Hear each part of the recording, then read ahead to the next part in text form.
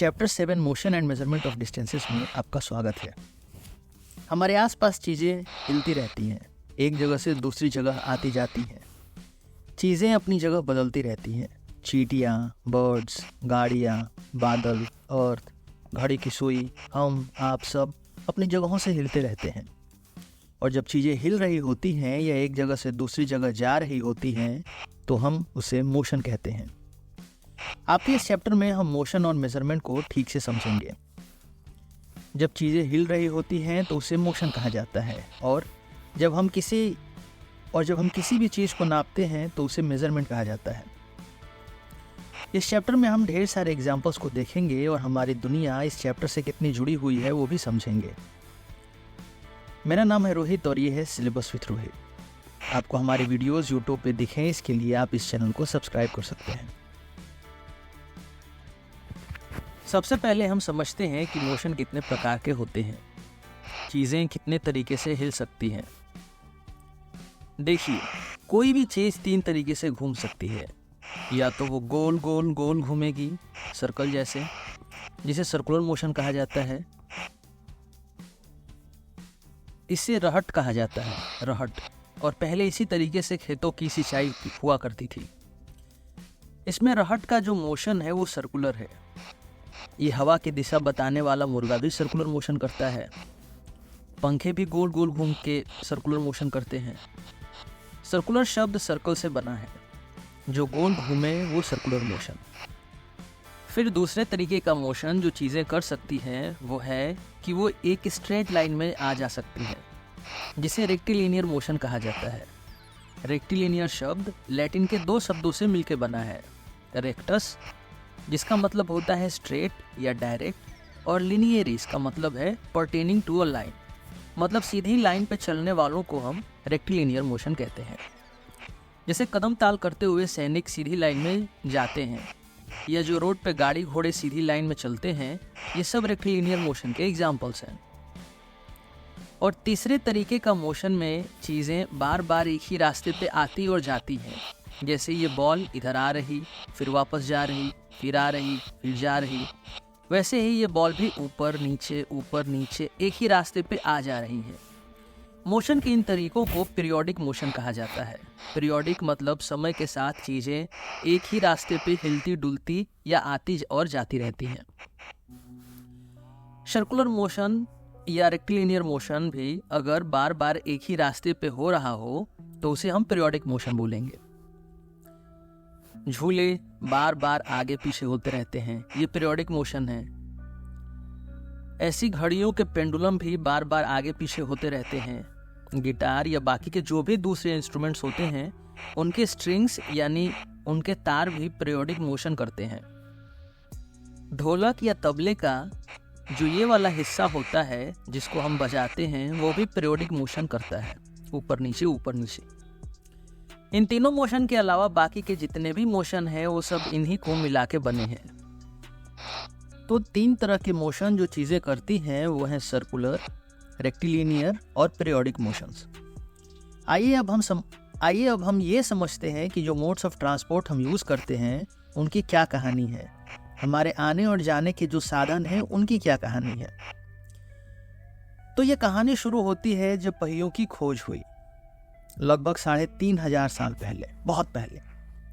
उससे पहले पहिए के बारे में किसी को कुछ पता नहीं था। तब तक कोई नहीं जानता था कि इससे गाड़ियां भी बनाई जा सकती हैं। लोग नावों के बारे में जानते थे, लेकिन पहिए की खबर किसी के पास नहीं थी। पहले पहिए पेड़ को काट कर बनाए गए और वो काफी भारी होते थे। भारी पहियों को ढकेलने में बहुत मेहनत लगती थी, इसलिए इसको हल्का और मजबूत बनाने की खोज हमेशा चलती रही। भारी पहियों को ढकेलने में बहुत दम लगता था, इसलिए हम पहियों को हल्का रखना चाहते थे। पहियों को हल्का और मजबूत बनाने के लिए हमने सूखी और मजबूत लकड़ी का इस्तेमाल किया। हमने पहियों को मजबूत करने के लिए इनके चारों ओर लोहे भी लगाए। धीरे धीरे हमने इन पहियों को इतना मजबूत और हल्का बना लिया कि इनको ढकेलना आसान हो गया। जब पहिए मजबूत हो गए तो लोगों ने 2 पहियों को एक साथ जोड़कर ये हाथ से खींचने वाली ऐसी गाड़ी बनाई, और इस गाड़ी पर सामान रखकर एक जगह से दूसरी जगह लेके आने और लेके जाने में आराम हो गया। अपने सर पर सामान को रखकर ले जाने से ज्यादा आसान इन पहियों की गाड़ियों पर सामान को ले जाना था। लोगों का काम आसान हो गया, लोग खुश थे, बहुत खुश थे।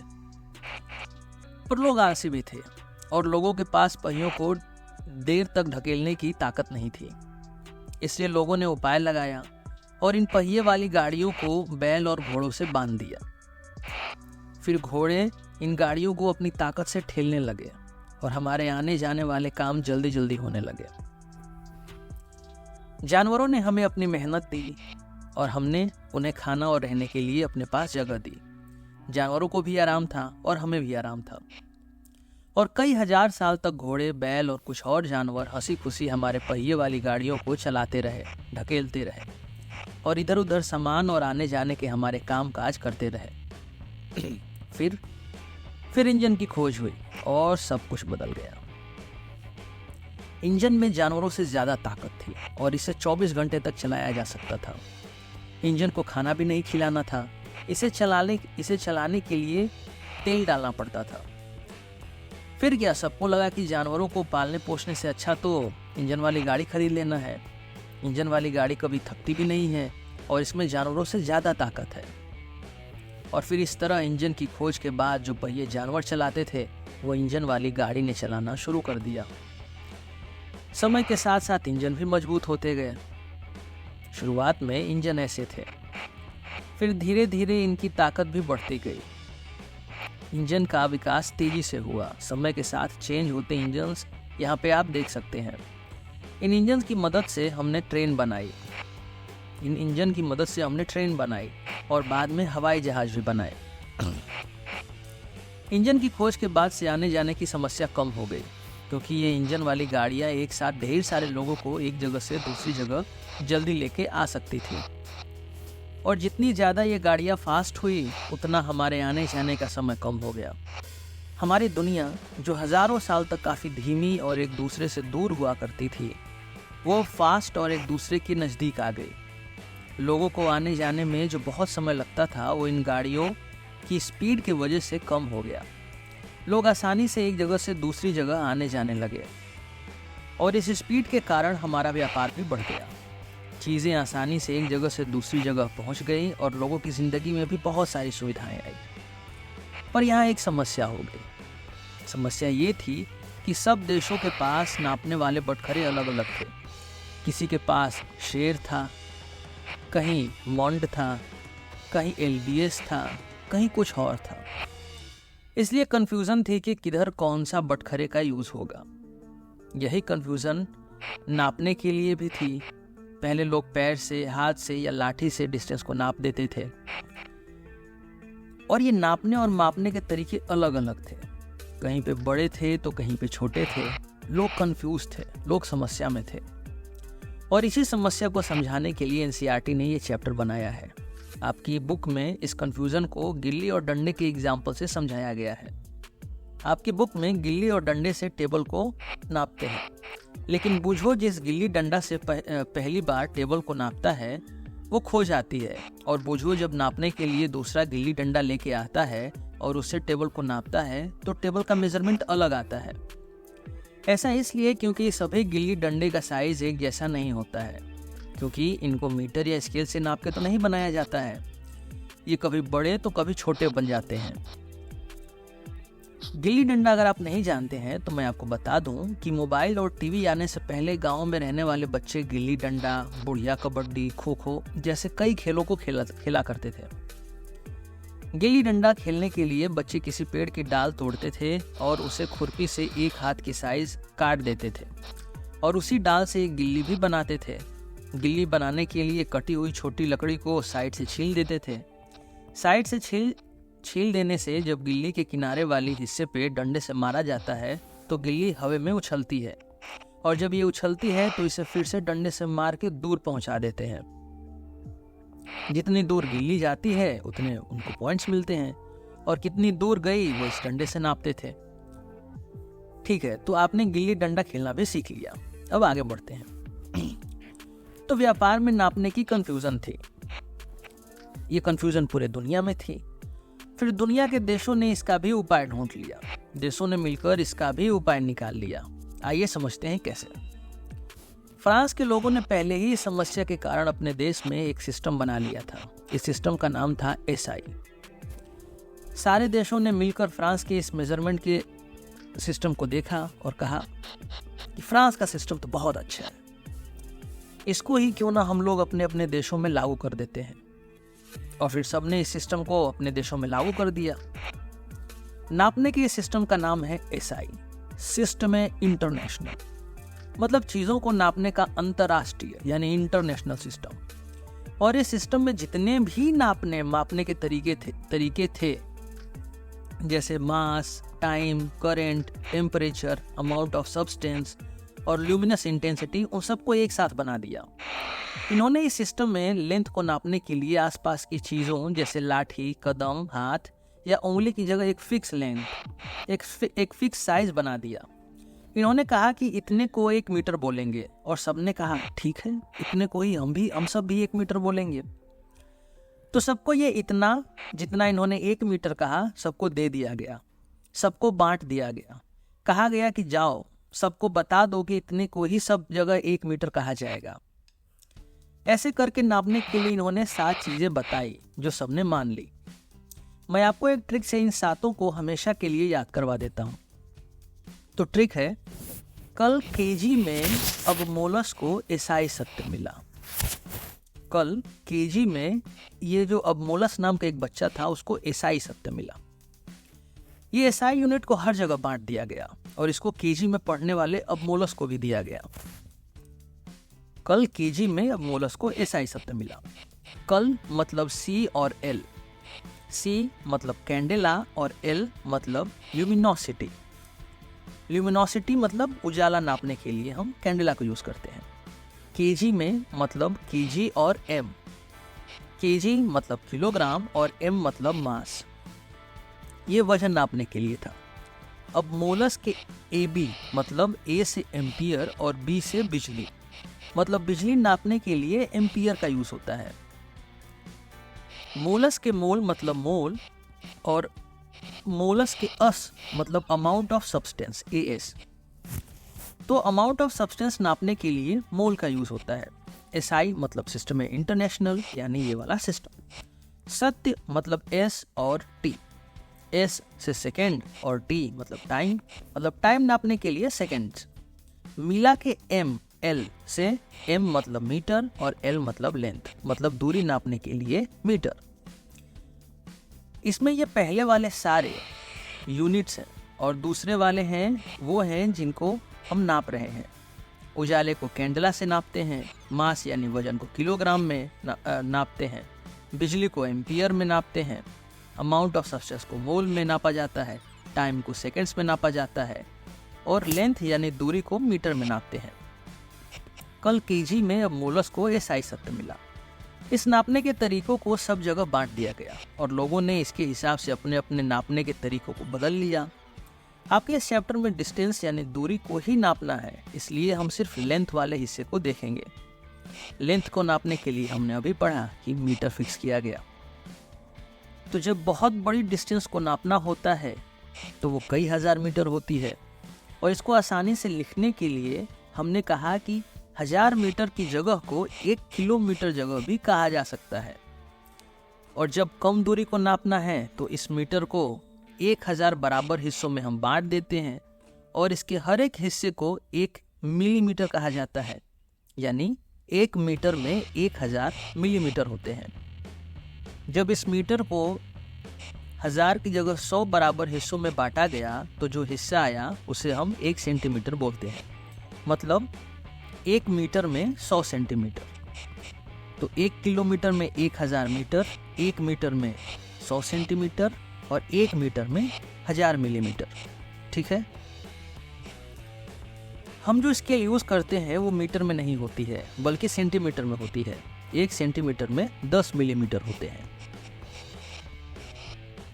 अब समझते हैं कि दूरी नापते समय किन 3 बातों का ध्यान रखना चाहिए ताकि हम गलत ना नाप लें। पहला ये कि आपको आपकी जो स्केल है उसको सीधा रखना है आपको, नहीं तो आप डिस्टेंस को गलत नाप लेंगे, जैसे कि इस डायग्राम में आपको दिख रहा है। क्योंकि अगर आपने टेढ़ा रखा तो ये दूरी ज़्यादा हो जाएगी। दूसरा ये है कि अगर आपकी स्केल टूटी हुई है तो हम जहाँ से फुल मार्क चालू हो रहा है, जहाँ से नंबर लिखा हुआ है, हम वहाँ से चालू करेंगे। हम वहाँ से रख के नापेंगे और जो दूरी आएगी उसमें से ये वाली जो दूरी है इसको हम माइनस कर देंगे, तभी हम सही से नाप ले पाएंगे। जैसे कि अगर बिना टूटी हुई स्केल से आप नाप रहे हैं तो 0 से स्टार्ट करने पे 13 सेंटीमीटर तक ये स्केल जा रही है, लगभग 13 सेंटीमीटर मान लेते हैं 13, तो 13 माइनस 0 यानी 13 सेंटीमीटर की है। वैसे ही अगर 1 सेंटीमीटर से स्टार्ट करेंगे तो 14 सेंटीमीटर तक जाएगी। तो इसका मतलब ये नहीं है कि दूरी ज़्यादा हो गई है, बल्कि आपको ये जो टूटी हुई दूरी है स्केल की उसको लास्ट वाले से माइनस करना पड़ेगा। यहाँ हम 0 से नहीं बल्कि 1 से नाप रहे हैं, इसलिए इस 1 सेंटीमीटर को फाइनल रीडिंग से माइनस कर देंगे। तो फाइनल रीडिंग है 14 centimetre minus 1 centimetre equals 13 centimetre. और तीसरा ये कि आपको सीधा देखना है स्केल के ठीक ऊपर से, नहीं तो साइड में देखने से आपको इस मार्क को ठीक से नहीं देख पाएंगे, ये साइड हो जाएगा। अच्छा, और अगर मान लीजिए कि आपके पास कोई टेढ़ी चीज़ है और आपको उसको नापना हुआ तो आप कैसे नापेंगे? देखिए, कोई भी टेढ़ी या तिरछी चीज़ों को नापने के लिए आपकी स्केल को तो हम टेढ़ा नहीं कर सकते हैं, इसलिए जो चीज़ टेढ़ी है उसे हम एक रस्सी से नाप लेंगे और उस पर निशान लगा देंगे। फिर इस रस्सी को सीधा करके हम अपनी स्केल से लगाए गए निशान के बीच की दूरी को नाप लेंगे और ऐसा करके हम सभी चीज़ों का नाप ले सकते हैं। इसके साथ आपका चैप्टर खत्म हुआ। आइए अब एक्सरसाइज पे चलते हैं। क्वेश्चन 1 है, give 2 examples of each of modes of transport used on land, water and air. तो कार और ट्रेन हमारे लैंड के लिए हो गए ट्रांसपोर्ट, शिप्स और बोट हो गए हमारे वाटर के लिए, एरोप्लेन्स और हेलीकॉप्टर हो गए हमारे एयर के लिए। क्वेश्चन 2 है, fill in the blanks. 1 metre is how many centimetres. तो 1 मीटर में हमें पता है कि 1 मीटर में जब हम 100 बराबर हिस्से करते हैं तो हमें 1 सेंटीमीटर मिलता है। तुम लिखेंगे 100 सेंटीमीटर। 5 किलोमीटर इज, 5 किलोमीटर कितना मीटर है? तो 1 किलोमीटर में 1000 मीटर होता है, तो 5 किलोमीटर में कितना होगा? 1000 metre into 5 equals 5000 metre. Motion of a child on a swing is, ये जो चाइल्ड का मोशन है झूले पे, ये कौन सा मोशन है? ये पीरियोडिक मोशन है। ये झूला आ रहा है, जा रहा है, आ रहा, जा रहा, आ रहा, जा रहा, रिपीट हो रहा। Motion of the needle of a swimming machine is, जो सिलाई की मशीन होती है उसकी जो सुई होती है उसका मोशन कैसा होता है? वो भी खट खट खट खट खट खट खट खट आती है, जाती है, आती है, जाती है। तो ये भी पीरियोडिक मोशन है। Motion of wheel of a bicycle is, जो साइकिल का पहिया होता है उसका मोशन क्या है? उसका सर्कुलर मोशन, वो गोल गोल घूमता है। वो पीरियोडिक भी हो सकता है पर हम यहाँ सर्कुलर लिखेंगे। Why can a pace or a foot step not be used as a standard unit of length? हमने इस पे पूरी कहानी पढ़ी है तो हम इस पे लिखेंगे कि a pace or a foot step cannot be used as a standard unit of length because they are not consistent and vary from person to person.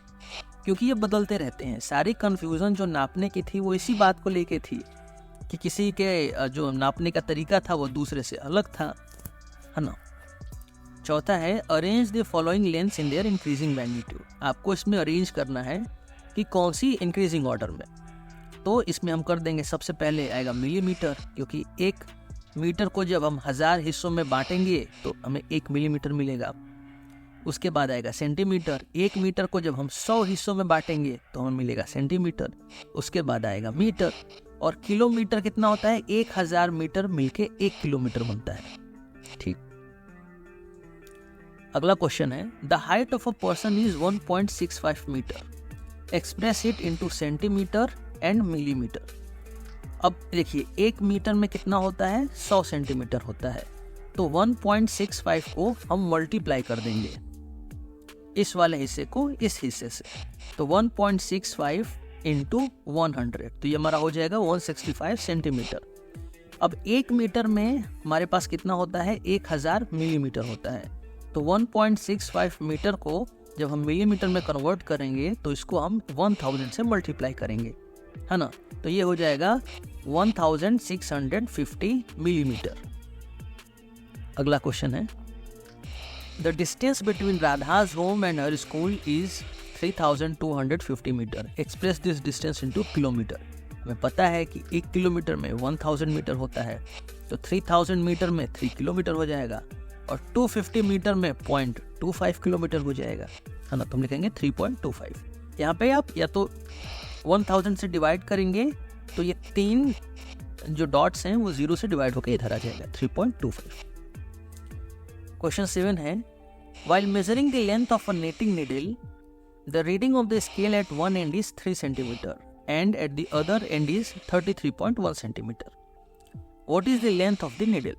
तो ये बोल रहे हैं कि जो सिलाई वाली सुई होती है, इसको जब नापा गया तो एक साइड से 3 सेंटीमीटर से स्टार्ट हुआ और 33.1 सेंटीमीटर पे एंड हुआ, तो पूरी दूरी बताइए। तो हमें पता है कि फाइनल रीडिंग से हम ये वाली रीडिंग को माइनस कर देंगे जहाँ से हम नाप रहे हैं, तो हमारी रीडिंग आ जाएगी। तो 33.1 centimetre minus 3 centimetre equals 30.1 centimetre. अगला क्वेश्चन है, write the similarities and differences between the motion of a bicycle and a ceiling fan that has been switched on.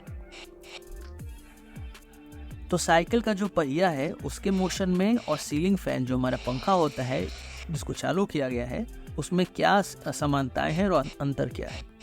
तो समानताएं ये हैं कि दोनों सर्कुलर मोशन है, तो हम लिख देंगे सिमिलैरिटीज में सर्कुलर मोशन, और डिफरेंसेस में ये लिख देंगे कि जो बाईसाइकिल है वो रेक्टिलिनियर मोशन भी कर रही है, वहीं जो फैन है वो सिर्फ सर्कुलर मोशन कर रहा है ना। तो बाईसाइकिल ने सर्कुलर और रेक्टिलिनियर दोनों किया और इसने सिर्फ सर्कुलर किया। क्वेश्चन 9 है, Why would you not like to use a measuring tape made of an elastic material like rubber to measure distance? Distance को नापने के लिए किसी इलास्टिक मटेरियल जैसे रबर से बने हुए टेप का यूज क्यों नहीं करेंगे? What would be some of the problems you would meet in telling someone about a distance you measure with such a tape? इसमें दिक्कत क्या आएगी आप जब किसी को बताएंगे? तो using a measuring tape made of an elastic material like rubber to measure distance is not recommended because क्योंकि ये तो बढ़ेगा घटेगा, ये तो इलास्टिक है ना, इसका फिक्स थोड़ी है। तो लिखेंगे because elastic materials can stretch or deform under tension leading to inaccurate measurements, है ना। The tape may not provide a reliable and consistent length.